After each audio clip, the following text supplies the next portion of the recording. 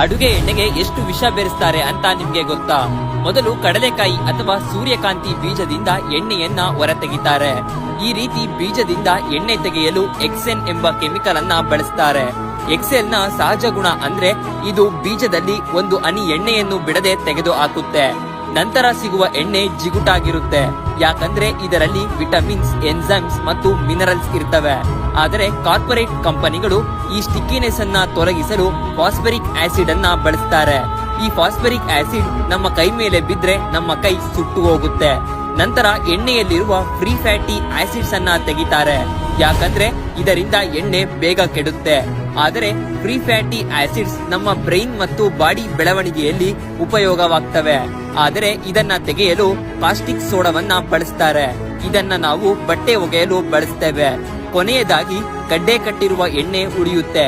ಇದನ್ನ ತೆಗೆಯಲು ಪೆಟ್ರೋಲ್ಗೆ ಬಳಸುವ